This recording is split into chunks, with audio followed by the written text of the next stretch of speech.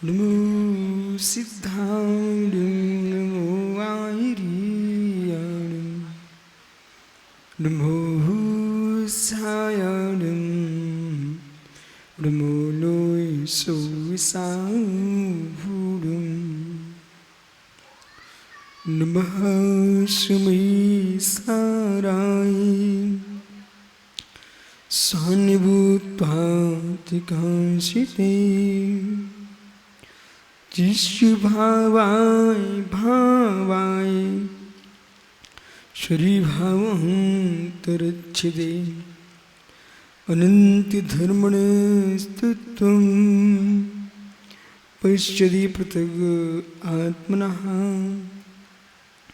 अनेकान्तिमयी मूर्तिं नित्यमेव प्रकाशता नमो रिहन्तारं नमो सिद्धारं नमो आर्याणं नमो छायारं नमो लोय सोविसाहुरं।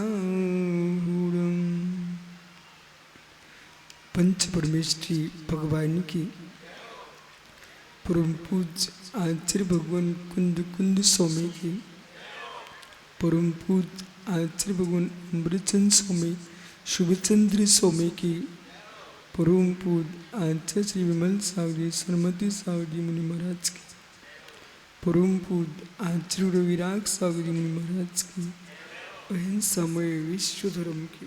बोलिए परम पूज्य चर्या श्रोमणी आध्यात्म की प्रातः स्मरणीय अभिनव कुंद कुंद जीवंत समय सार आचार्य भगवान गुरुदेव श्री विशुद्ध सागर जी यतिराज की समस्त आचार्य संघ की नमोस्तु शासन।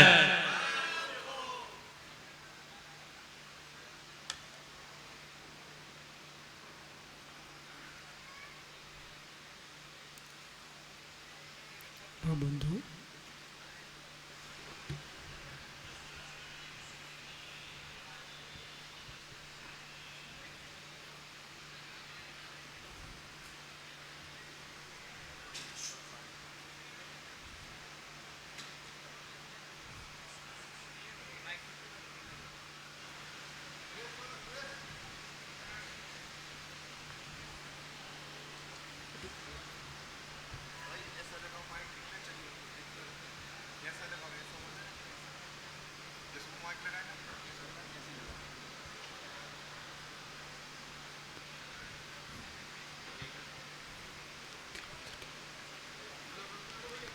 आचार्य प्रवर भगवत कुंद कुंद स्वामीकृत श्री समय साजी वर्णित प्रमेयों पर भगवत अमृतचंद स्वामी ने आत्मख्याति टीका ग्रंथ में अध्यात्म अमृत कलशों का अर्चन किया, जिन कलशों पर भगवत शुभचंद्र स्वामी ने परमाध्यात्म टीका का अर्चन किया।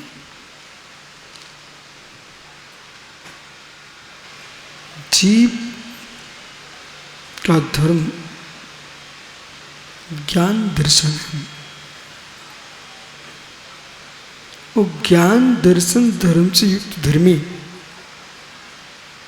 वो चिदपंड टंकोत की ज्ञायक स्वामी भगवान आत्मा है। जब तक जीव ज्ञान को ज्ञान से नहीं जानता तब तक जीव को परलक्ष्य से अलक्षित होने का समय नहीं मिलता,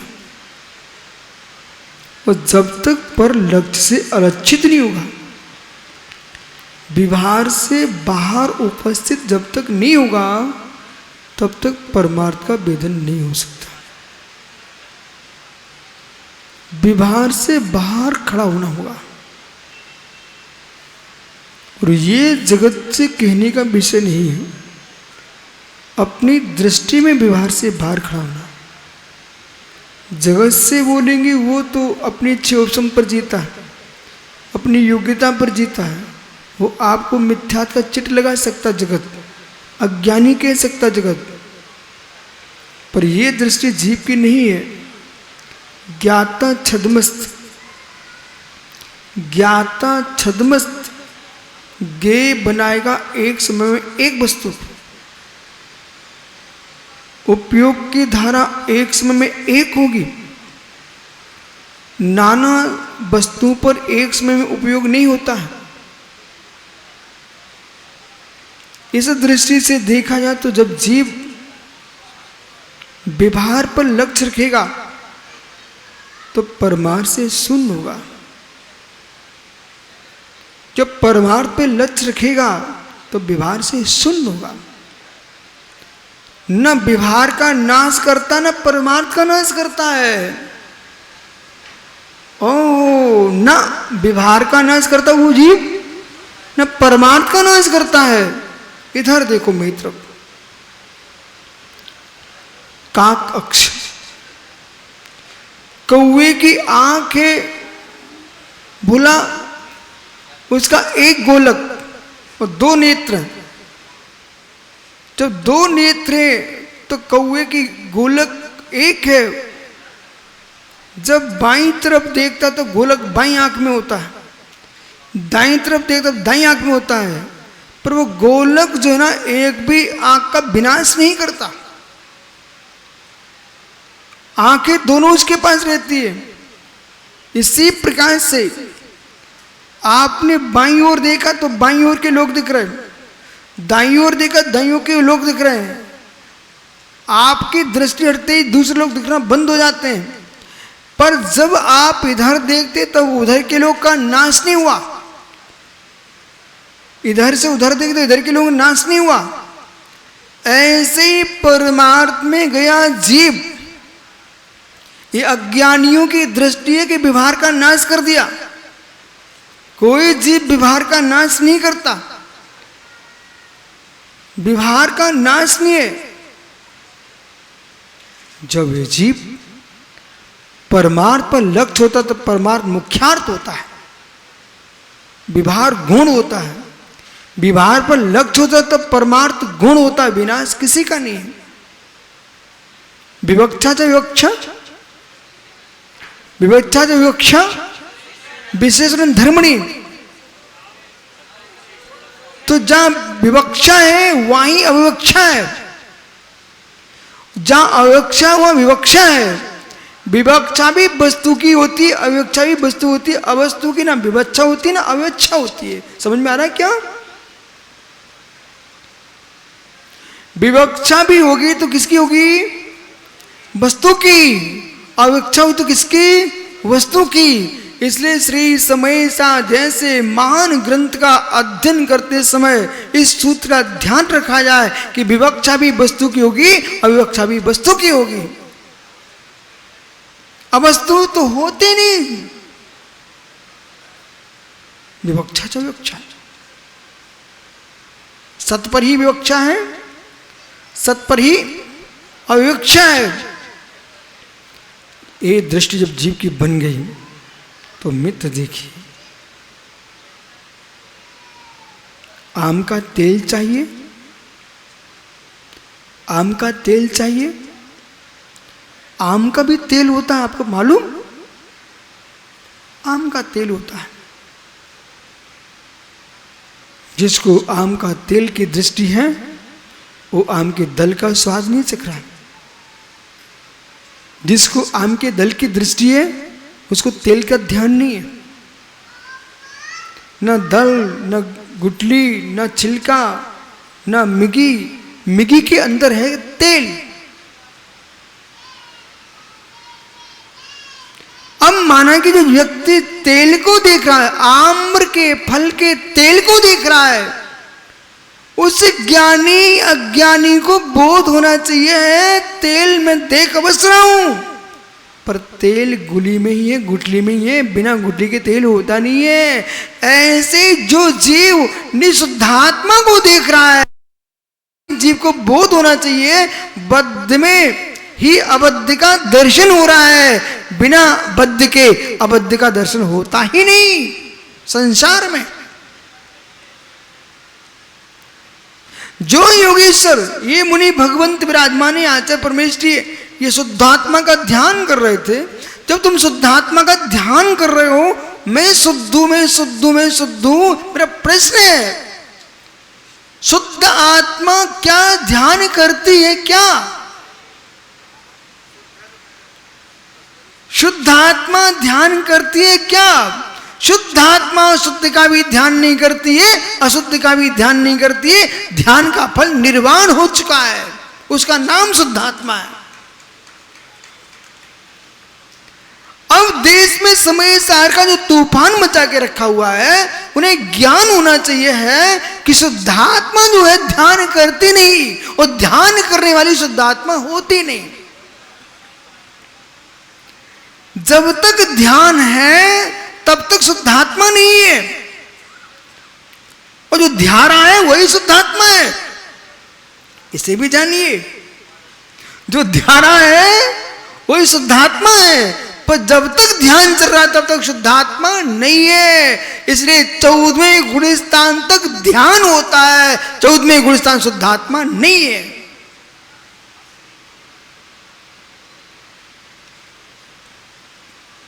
पंडित जी, शुद्धात्मा कौन?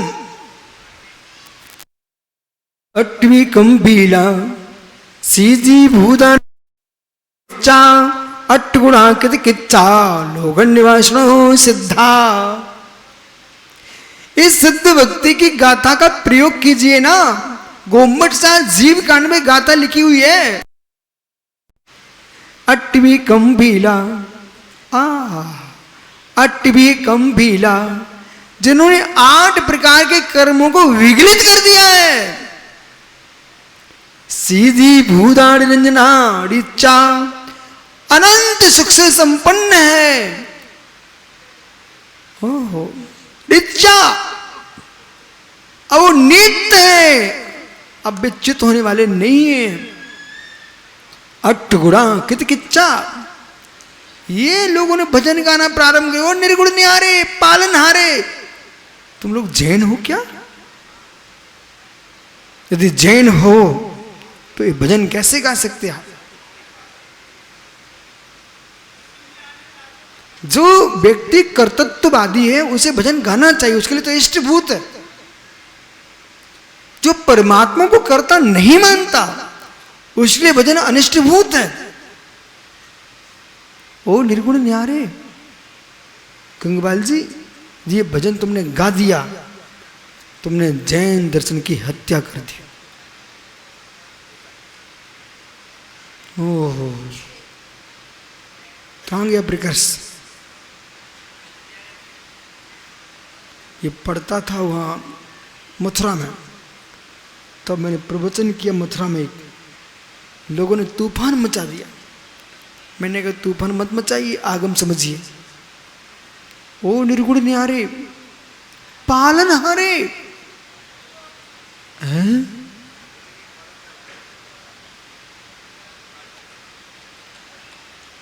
पालन तो शरीर से होता है,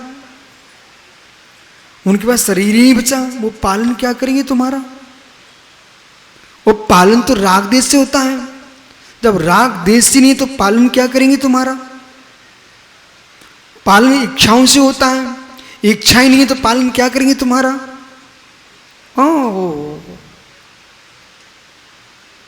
मित्र समझिए, वीतरागी में राग देश बुद्धि नहीं, और राग देश बुद्धि में वीतरागता नहीं। वीतराग शासन में ये पालनहारे कहां से आ गया? ओ निर्गुण निहारे। हे मित्र, आपको ज्ञान होना चाहिए। अट्वी कंबीला सीधी भूदा रंजना डिच्चा, अट्ठ गुणा कित किच्चा। इस गाथा को ही समझ लीजिए, संपूर्ण सार समझ में आ जाएगा। अट्वी कंबीला, 8 प्रकार के कर्मों का नाश किया है, गुणों का नाश नहीं किया। अट्वी कंबीला सीधी भूदा रंजना डिच्चा, 8 गुणा कित किच्चा। जब 8 कर्म नष्ट होते हैं वहां आत्मा के 8 गुण प्रकट हो जाते हैं। निर्गुण कैसे? और कब से तुम लोग भजन गा रहे विकर्ष? ओ निर्गुण न्यारे। हाँ, निर्गुण न्यारे यदि मैं कहूं तो मैं कह सकता हूं, तुम नहीं कह सकते। बोले मतलब? आपके पास अनेकांत स्यादा लड़ने की दृष्टि नहीं है। स्यादना विद्विषाम, जो स्यादबान नहीं के विद्वेषी हैं वे निर्गुण न्यारे नहीं कह सकते। हम स्यादबान के मित्र हैं, स्याद हमारा प्राण है, अनेकांत हमारी दृष्टि है, हम कह सकते हैं। पर गुण की अपेक्षा से प्रत्येक वस्तु निर्गुण है, सुगुण की अपेक्षा प्रत्येक वस्तु गुणवान है। पर गुण की अपेक्षा से मैं निर्गुण हूं, सुगुण में गुण हूं। इसलिए निर्जय नमः, निर्गुणे नमः, अजराय नमः, अब्बाय नमः, हाँ हम सब गा सकते हैं, पर तुम नहीं बोल सकते। क्यों? तुम्हारे पास स्यादबाद नहीं है। निर्जय नमः पूछो, हमारे नरेश भाई से पूछो, जय दक्षिण भारत से आए पंडित से पूछो, ऋषभ पंडित से पूछो, मित्र आप पंडिताचार्य से पूछ लीजिए। हो निर्जय नमः, निर्गुणे नमः, पर निर्गुणे नमः किसको कह रहे हैं? पर गुण से शून्य सहस नाम में निर्गुणे भी शब्द है? हाँ, बिना प्रमाण के मैं बात नहीं करता। निर्गुणे नमः, पर निर्गुणे नमः क्यों? हे मित्र, बोध होना चाहिए है। बुद्धि आदि गुणों का विच्छेद मोक्ष होता है। सुबल सागर जी, बुद्धि आदि गुणों का विनाश मोक्ष होता है। ऐसी दृष्टि वैशेषिक दर्शन की, जैन दर्शन की नहीं है। ये बुद्धि आदि गुणों का विनाश कौन स्वीकारता है? वैशेषिक दर्शन गुण विच्छेद को मोक्ष मानता है। जैन दर्शन कर्म के विच्छेद को मोक्ष मानता है, और गुणोत्पत्ति का नाम मोक्ष है। तो सिद्धि सिद्धि संयम सिद्धे चर सिद्धेय नानम्मि दंशनम्मि सिद्धे श्रीषाणमन सामी। जो तप से सिद्ध है, नए से सिद्ध है, ऐसे गुणों की वंदना की गई है। और ज्ञानी इतना ही नहीं है, सम्मतना दंशन वीरेशुम तवो गहणम अग्रुम भावहम अट्ठुरावंत सिद्धाड़म। ये 8 गुण सिद्धों के प्रकट होते हैं। तो कर्म का नाश है कि गुणों का नाश है? कर्मों का नाश है। तो फिर अभी विकर्ष कहता, ओ निर्गुण न्यारे पालनहारे। हे मित्र, मैं अपने परमात्मा को न पिता बोलता हूं न मां बोलता हूं, कुछ भी नहीं बोलता हूं, ना दादा ना दैया, कुछ नहीं, बाबा भी नहीं, ना बाबा ना अय्या न दादी, कुछ नहीं। ये राग के संबंधों को लेके मत आइए। वीतराग का संबंध है। ये जिन शासन तीर्थंकर शासन, कोई बाबाओं का शासन नहीं है। इसलिए लोक की भाषा लोक को छोड़िए, पर आगम की गद्दी पर कोई बाबा नहीं है। कोई बाबा नहीं। यहां क्या कह रहे हैं? वो ये कह रहे हैं, हे मित्र, संबंध स्थापित करने नहीं है। ये सुवलसाई कैसी बातें कर रहे हैं? इनको पता होना चाहिए। अध्यात्म विद्या में षटकारक ही स्वीकार किए गए हैं। अध्यात्म की व्याख्या समय शायर चल रहा है यहां पर। अध्यात्म में षटकारक ही स्वीकार किए गए, संबंध कारक होते ही नहीं।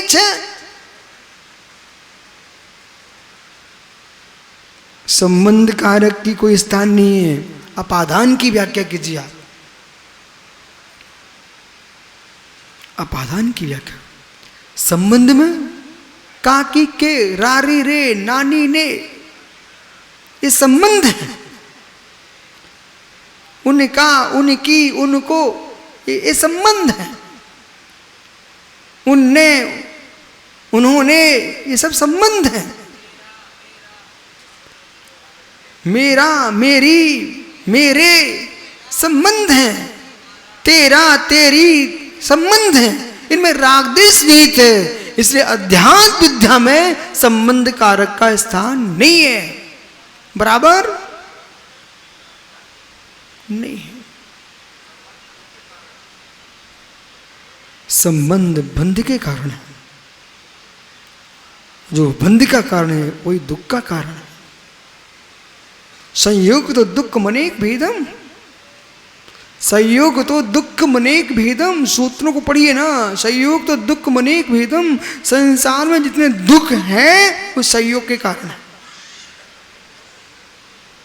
बनारसी पंडित जी ऐसे जैसे भव्य जीव है जो वैराग की व्याख्या करे और संबंधी के वियोग होने पर बिलकते, तब समझ में आता है कि संयोग कितना दुख दे रहा है आपको। हे राग, बिना मिर्च के आंखों में तू पानी डाल देता है। हे राग, बिना मिर्च के खाए बिना आंखों में पानी गिरा देता है। हे देश, बिना तूफान के भी तू आंखों में पानी गिरा देता है।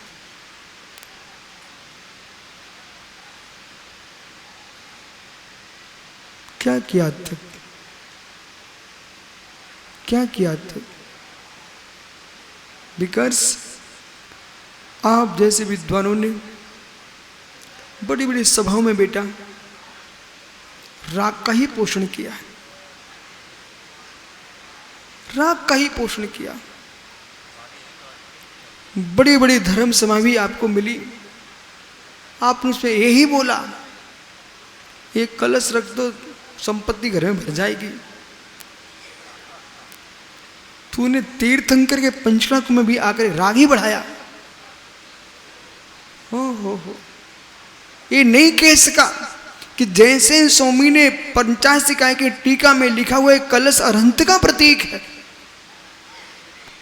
जैसे इसमें 8 मंगल द्रव्य अथवा 4 मंगल द्रव्य अनंत चतुष्टय का प्रतीक ये कलश है। इससे आपने अनंत दर्शन सुख अनंत वीर की दृष्टि में जाइए।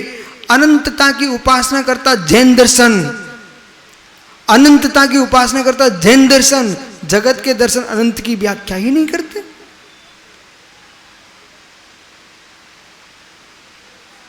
अनंत की व्याख्या, एक कलसिया का पानी ऐसे ही नहीं चढ़ा रहे, एक कलसिया का पानी यही नहीं चढ़ा रहे।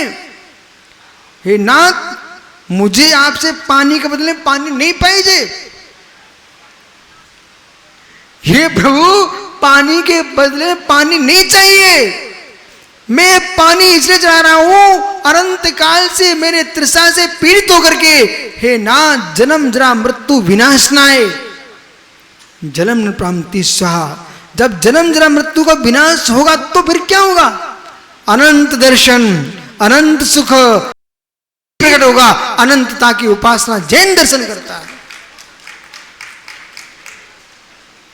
और बिकर्स क्या बोलेगा?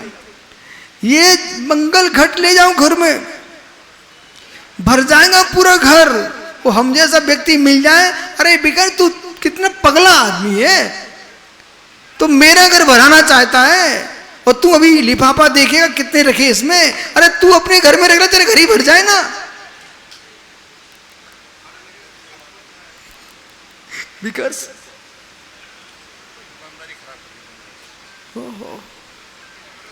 ऐसे ऐसे मालूम सुबल सागर जी, एक ज्ञानी ने इतने कलश भरवा दिए, उसने चावल और द्रव भरवा दिए, वो 4 महीने में कीड़े बिलबिला रहे। उसने खोल के देखा, पैसा तो एक ही निकले, उसमें तो कीड़े निकल पड़े। ऐसा बोलिए, आपके कलश की व्यवस्था भंग नहीं कर रहा हूं मैं, ऐसा बोलिए ये मंगलभूत कलश है और ये कलश द्रव मंगल है, द्रव मंगल है। और कौन सा द्रव मंगल? लौकिक द्रव मंगल। कौन सा ध्रुव मंगल है? लौकिक ध्रुव मंगल। ये मंगल है, ये चेतन परमार्थ मंगल। दिगंबर आचार्य मुनिराज, तीर्थंकर भगवान मंगलभूत हैं, जिन बिंबो अचेतन परमार्थ भूत मंगल। अरहंत देव श्री समोषण विराजमान भाव द्रव मंगल, चेतन भूत। ये पिच्छी कमंडल अचेतन द्रव मंगल, और पिच्छी कमंडल से मुनिराज मिश्र मंगल। आपके मंगल का निषेध मैं कहां कर रहा हूं? मंगम सुखम लालती थी मंगलम, जो सुख को प्रदान करे उसका नाम मंगल है। और मंगम दुखम गालती पापम गालती मंगलम इति मंगलम, जो पाप का गाल उसका नाम मंगल है। ये सब इंद्राणियां मंगलभूत हैं, सब इंद्राणियां मंगलभूत हैं। बिकॉज जितने जीव यहां विराज सब मंगलभूत हैं। श्री धबला जी में लिखा प्रथम पुस्तक में, अभव्य मित्र दृष्टि जीव का ज्ञान भी मंगल होता है। आप सब ज्ञानी हो कि नहीं? आप मंगल हो, परंतु कैसा है मंगल नहीं, मिथ्यात्व मंगल नहीं, परिग्रह मंगल नहीं, और विपरीत मिथ्यात्व फैलाना मंगल नहीं। मंगल है।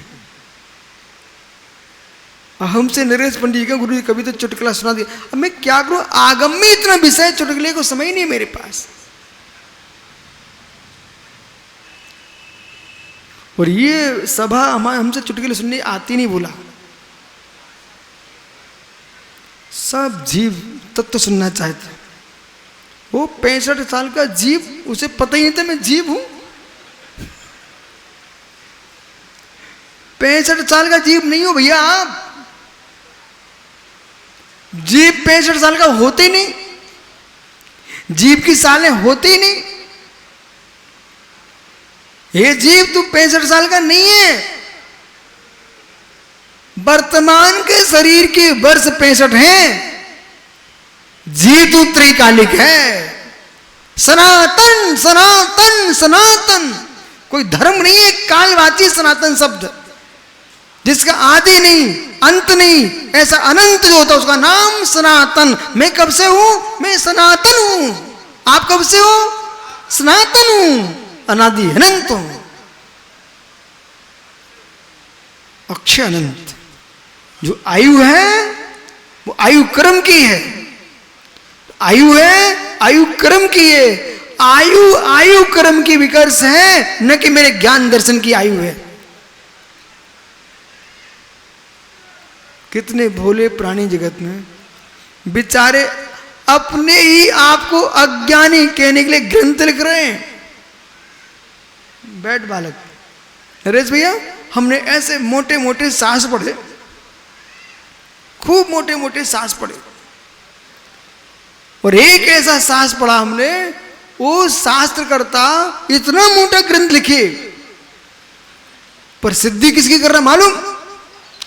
आत्मा आत्मा ज्ञान शून्य है। आत्मा ज्ञान शून्य है, युद्ध सिद्ध है, अयुद्ध सिद्धि नहीं। ओहो, मैंने यूं सिर किया, बाप रे कैसे जगत के जीव स्वयं को अज्ञानी घोषित करने के लिए ग्रंथ लिख रहे हैं। वैश्विक दर्शन ज्ञान और आत्मा में भिन्नत्व मानता है, गुड़गुड़ी में भेद मानता है। अरे गुड़गुड़ी में भेद मैं भी मानता हूं, लेकिन अतद्भाव की अपेक्षा से, न कि प्रदेशत्व की अपेक्षा से। जो आत्मा का प्रदेश है, गुड़ का प्रदेश है, वही गुड़ी का प्रदेश है, बराबर। इससे ध्वनित होता है कि हमें कितने गहरे से आगमों का अभ्यास करना चाहिए। और जितनी त्यागी वृत्ति लोग हैं, कम से कम इनका तो कर्तव्य भी है कि जिन शासन तुम्हें भोजन पानी दे रहा है तुम तत्व का निर्णय करो। वे विद्वान कितने महान हैं जो अपने घर गृहस्थी भी देख रहे हैं, वो आगमों को भी समझ रहे हैं। ये भोले जैसे मोटे लोग पड़े हैं, इनका कर्तव्य कि आगमों का अभ्यास करें और पूरे देश में क्या विश्व में जाकर के सिद्धांतों का प्रचार करें। हो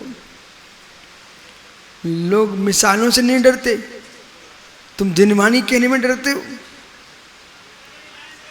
नरेंद्र भैया, एक जगह मैं प्रवचन कर रहा था तो एक व्यक्ति हमसे कहता तुम्हें डर नहीं लगता क्या? हमने किस बात का? बोले कोई भी बंदूक से उड़ा देगा आपको। हमने क्यों? बोले सब स्पष्ट बोल देते हो। मैंने कहा मित्र, परघात नाम कर्म का उदय होगा तो कोई की बंदूक चलेगी, और परघात नाम उदय नहीं है तो कोई की बंदूक लगने वाले नहीं है।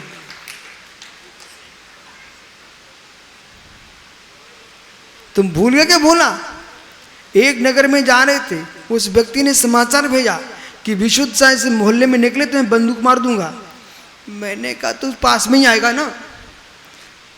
लोग घबरा गए और सोहल सागर जी हम वहीं गए, उसी मोहल्ले में गए, और जैसे ही गए जिसका समाचार मिला था कि मैं बंदूक चलाऊंगा, सबसे पहले थाली लेकर के वही पैर पखार रहा था। तो मैंने उसको ऊपर से नीचे, नीचे से ऊपर देखा। इस लोग का रिश्तेदार था। हमने कहा भाई तेरे हाथ में तो कलश है, थाली है, बंदूक तो है ही नहीं। संसार में आपके परिणाम विशुद्ध होना चाहिए। जब तीर्थंकर की मुद्रा को देख करके सिंह भी मित्र शांति से बैठ जाता है, जिन मुद्रा से कौन नहीं प्रभावित होता। भोपाल के साकेत नगर में बोला ऐसे पत्थर भर के आए लोग और मुनियों को मारने के लिए आए थे। वे तो बैठे राजेश भाई। मालूम क्या हुआ? पंडित जी मेरे सामने दिख रहा एक आदमी गाली बक रहा, खूब लंबा पढ़ा लिखा दिख रहा था चेहरा, और कह रहा था मारो इनको। मैंने सब मुनियों से कहा शांत रहना, और जैसे वो सामने आया महिलाओं के झोले में पत्थर भरा दिए उसने। समाज घबरा रही, बोले अब क्या होगा? और जैसे सामने आया मैंने उसको यूं किया, और जैसे हमने यूं किया ना, उसने ऐसे हाथ जोड़ लिए, और जैसे हाथ जोड़े ना सब पत्थर नीचे गिर गए। हमने कहा सबसे निकल चलो, कुछ नहीं होने वाला, कुछ नहीं होगा। ऐसा करती उसने बोला हे मित्र, आजकल लोग त्राटक कितने कितने प्रयास के प्रयोग कर रहे हैं, और ये रेकी कर रहे हैं, ओरा चेक कर रहे हैं, रेकी रेकी। तुम आज चिल्ला रहे हो, हमारे जैन आगम में तो कब से चल रहा है। मुरजाज के पधारते ही सबके भाव बदल जाते। जितना साधक शांत रहेगा, मंद कसाय रखेगा, परिणामों को विशुद्ध रखेगा, उसके पास आते ही परिणाम शांत हो जाते।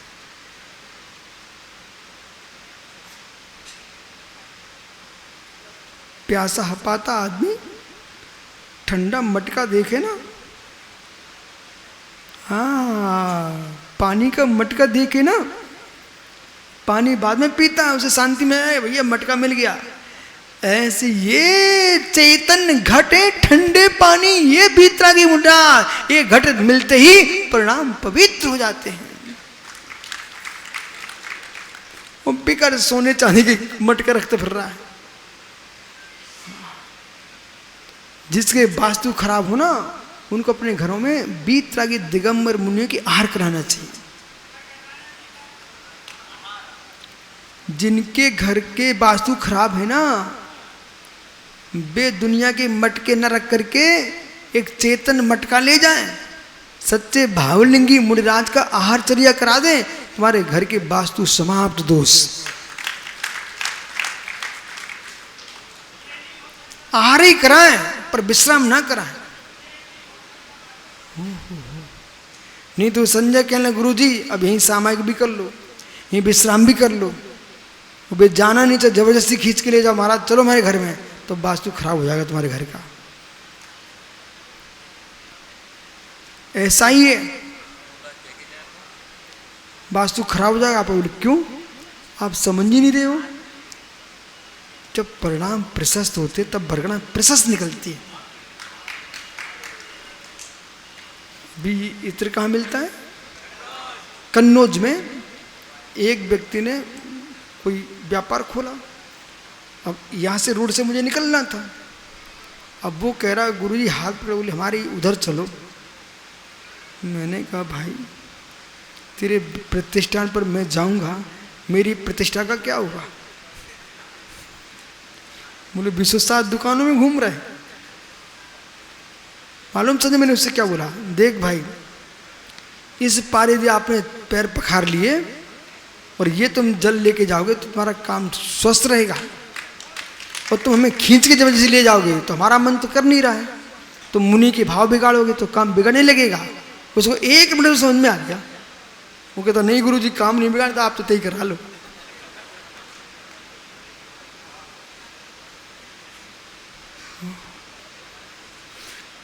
हो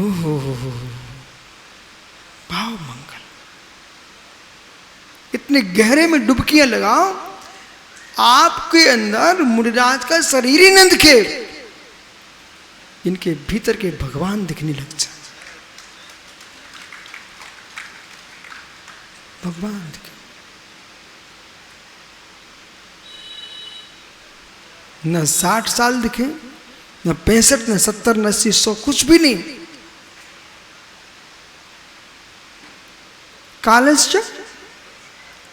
कालश्च सो अनंत समय, काल द्रव्य अनंत समय वाला है, वो देख रहा है, सब चल रहा है। न काल से प्रबंध चलता है, किसी से प्रबंध नहीं चलता है। प्रबंध तो जीव का निश्चय से निज का धर्म है, वस्तु धर्म है। प्रवर्तना प्रणाम क्रिया परत्वा परत्व च कालस्य, ये विभार दृष्टि है, ये निमित्त दृष्टि है। उपादान दृष्टि से तो निज का प्रबंध निज में ही है।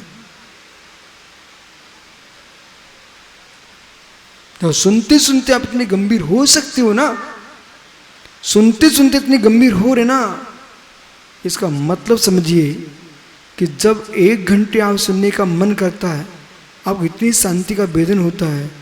धन्य बीतरा की श्रवण और निश, ये तत्व की दृष्टि में तल्लीन, उनकी आनंद कितना विशाल होगा। कितकिच्चा कृत कृत हो चुके सिद्ध भगवान, कितकिच्चा लोगन निवास रहो, लोग के अगवा पर निवास कर रहे हैं, लोग के अगवा निवास कर, बेसिद्ध परमात्मा निर्गुण होने पर भी सगुणी है, और सगुणी होने पर भी निर्गुणी है। सगुणी होने पर भी निर्गुणी है, निज में सगुणी, परगुण से निर्गुणी, और पर से निर्गुणी, निज में सगुणी। रज रज रज रज रहस विहीन, रज रस रहस विहीन, रज से रहस्य शून्य है। अरि रज रहस विहीन, अरि रज रहस विहीन, अरि से रहित, रज से रहित और रहस्य से रहित। क्या आपने विस्तीय पढ़ी नहीं?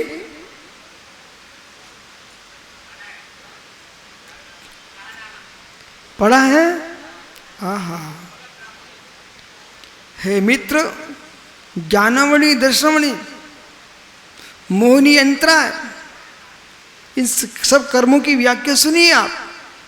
मोहिनी अरि है, मोहिनी क्या है सुबल सागर जी? अरि है। हो मोहिनी अरि है, शत्रु है, अंतराय। अंतराय क्या है? ये रहस्य है।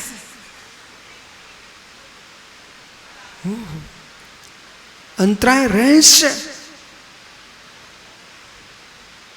ज्ञानावरणी, दर्शनावरणी, ये कौन है? ये रज है। ये क्या है? रज है। इनसे विहीन है हमारा परमात्मा। न उसके अरि है, न रज है, न रहस्य है, सबसे शून्य है, सबसे शून्य।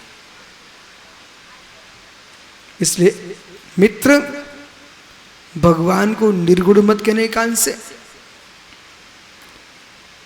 और पालनहार भी नहीं कहना, कि तुम्हारी भक्ति हमारे परमात्मा को रागी नहीं बना सकती।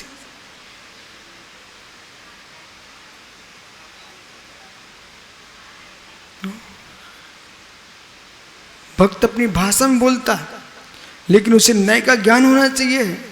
ये भक्ति भाषा वो सुन रहे हैं, लेकिन परमात्मा तो जो है सो है।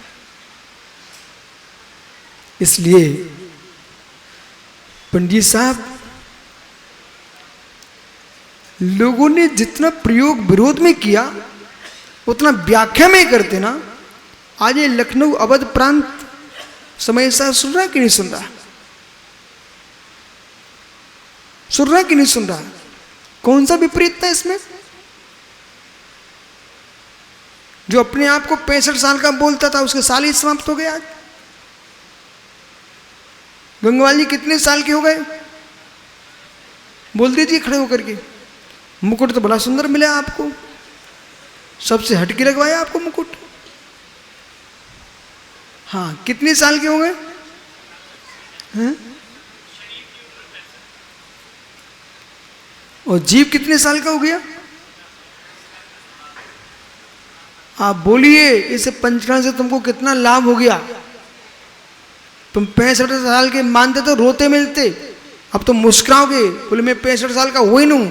मरोगे कब? मरने का प्रोग्राम क्या है आपका? देखा? अब रोने नहीं पड़े कभी। बोले क्यों? आज से तो खुश हो गया जीव। मरेगा तो शरीर मरेगा, मैं तो अमर हूं, मैं तो जो हूं। न मे मृत्यु कुतो भीतर, न मे व्याधि कुतो वेता, नम बालो न वृद्धो न होता नहीं पुद्गले। ये पुद्गल की दशा को मरना, जीना, युवा वृद्ध सब बोलते रहिए, लेकिन आत्मा तो जो है।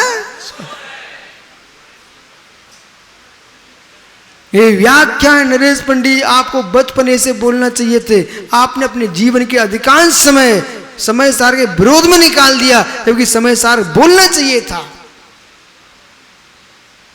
आपको भी मालूम होगा, जब हमने समय सार की वाचना प्रारंभ की थी देश में, तो बड़ी बड़ी जगहों से हमारा निषेध आ रहा था। आपको बहुत अच्छे से मालूम है। और जिनने निषेध किया, फिर उनने ही व्याख्या की। बोले बच्चा तो मान नहीं रहा है, अब अपन को भी आगे बढ़ना चाहिए। मैं खुश हो गया, कम से कम जिन जिन बड़ी बड़ी जगहों से विरोध उठ रहा था, उन सब ने व्याख्या की समय सार की। सत्य ये विरोध का विषय नहीं है। समय सार एकांत की दृष्टि का विरोध करना चाहिए।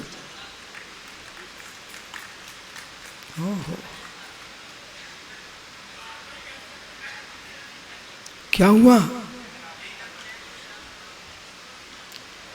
ओहो, हम ये क्यों कर सकते? ये इनसे बोलो, ये क्यों नहीं कर सकते? हमारे बगल में बैठे सब कर सकते हैं। और अब समय बदल गया है, देश में मुर्राज ज्ञानी ज्ञानी होने लगे। मुर्राज ज्ञानी ज्ञानी होने लगे हैं। समय बदल गया है, समय बदल गया है। मालूम गंगवाल जी, निर्मल सेठ जी मेरे पास एक बार आए। बोले महाराज जी, आज शांति साहब महाराज जी ने कहा था सर आपको कोई समस्या नहीं पड़ना चाहिए। मैंने बड़ी शांति सुन लिया सेठ जी को। भक्त जीव था, एक विशेषता थी, सेठ जी कहीं भी हो, पर चाहे क्षुल्लक क्यों ना है, बिना आहार दिए कहीं जाते नहीं थे। और वो हमसे बोले, रायपुर और दुर्ग के बीच में हमारा बिहार चल रहा था, सेठ जी साथ में चलने लगे। बोले महाराज जी समय सार का तो निषेध किया है। हमने सेठ जी समय सार का निषेध नहीं है, एकांत का निषेध है। वो समय निकल गया। 2-3 साल बाद सेठ जी पर एक कष्ट आया, उनके बेटे का अवसान हो गया। तो बेटे का अवसान हुआ,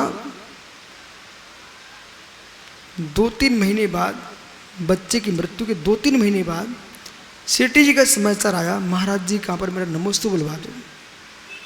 तो हमने उनको बोला आशीर्वाद बोल देना। बोले गुरु जी आपकी समय देशना ने हमारा समय कष्ट का आनंद में बदल दिया। बोले जितने दिन तक शोक का समय था हम मात्र समय देशना ही पढ़ते रहे। फिर हमने सेठ जी का, सेठ जी वही याद करो। अब कह रहे थे आप समय सार नहीं पढ़ना चाहिए।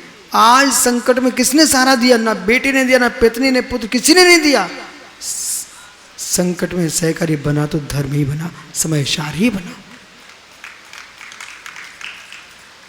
इसलिए गंगवाल जी मित्र सारे काम छोड़ देना और स्वाध्याय में लग जाना। 65 साल दूसरे को दे दिए, नोट गिनने में लगा दिए। अब जो बचे दिन हैं वो आगम के पृष्ठ बदल गया। संजय खूब समाज की सेवा करो, साधुओं की सेवा करो, पर स्वाध्याय के लिए समय अलग से निकाल के रखना। दिन में 5 मिनट भी स्वाध्याय नहीं कर सके तो आप जैनत्व को भूल जाएंगे। आप क्रिया कांड में ही डूबे रहोगे, जैनत्व को भूल जाओगे आप।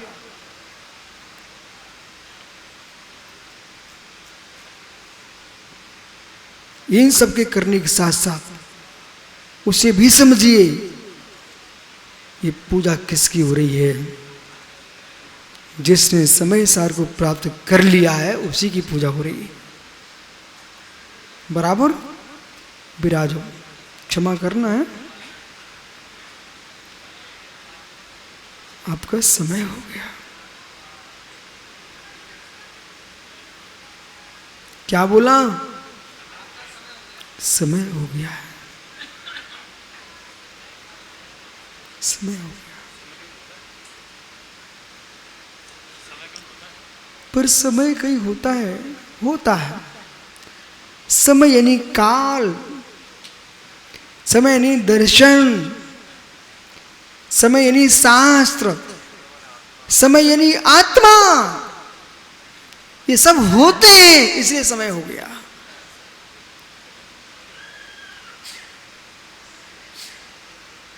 आश्चर्य तो ये है जिनने कभी समय सार देखा ही ना हो, वे भी समय सार को ऐसे शांति से बैठे सुन रहे हैं।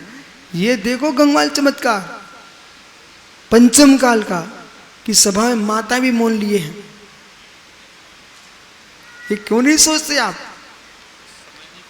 नहीं तो वृषभ सेन को, जो वृषभ पंडित जी ना, यही खेल हो जाए, भैया शांत रहो, शांत रहो। मुझे कभी नहीं कहना पड़ता है शांत रहो।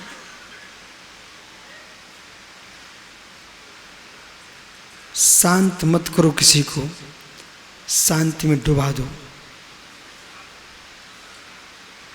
तुम मुंह से चिल्ला रहे हो, गीले हो जाओ, गीले हो जाओ, मत करो, मत चिल्लाओ, सीधा पानी के छींटे मार दो। अब देख लो तुम क्या हो गए। गीले हो जाना मत बोलिए, पानी फेंक दीजिए, गीले हो जाएंगे।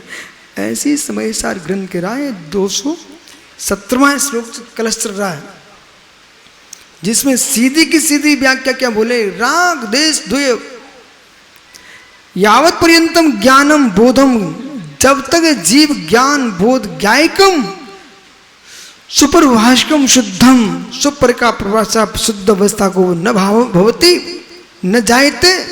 जब तक जीव शुद्ध ज्ञान दशा को प्राप्त नहीं होता है तब तावत कालम जगत प्रसिद्धम, जगत प्रसिद्ध राग देश मोदियम उदयन भागम। पंडित जी राग देश के उदय को प्राप्त, अनुभाग को प्राप्त करता ही रहेगा। और जैसे बोध हो गया जब मेरा मेरी आत्मा का मेरे शरीर का अत्यंता भाव है तो जगत का मेरा अन्योन्या अपना भाव कैसा।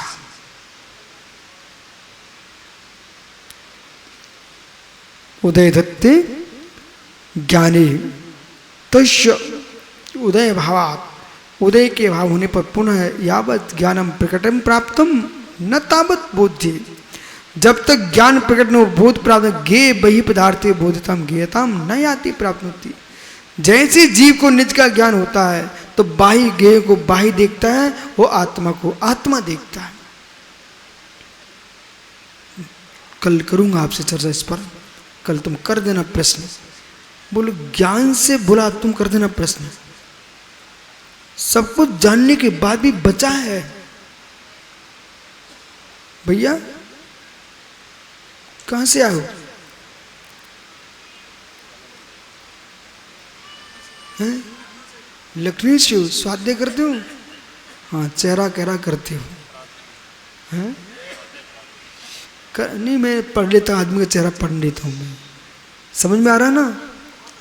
बहुत अच्छा, अब बैठ जाओ। भैया इधर देखो ना मेरी तरफ। शक्कर सफेद होती काली,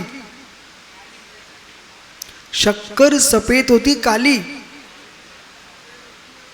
श्वेत होती ना? बोला शक्कर श्वेत होती, बिल्कुल चमकती है, चमकती कि नहीं? लेकिन ये माता इतनी चतुर है कि सफेद शक्कर के अंदर भी कालमा निकालना जानती है। बनाओ चाशनी और मारो दूध का छींटा, अबे देखो उनके हाथ चलने लगे, देख लो पीछे। बोले ऐसे कर रही है, ऐसे बोले। अब बोलो सफेद शक्कर में काली कालमा निकली कि नहीं निकली ना? ऐसे तुम कितने ही गोरे बने बैठे रहो, लगाओ छींटे भेद विज्ञान के और धोखो तब की धोकरी में तुम्हारे भीतर कालमा निकलना प्रारंभ हो जाएगी।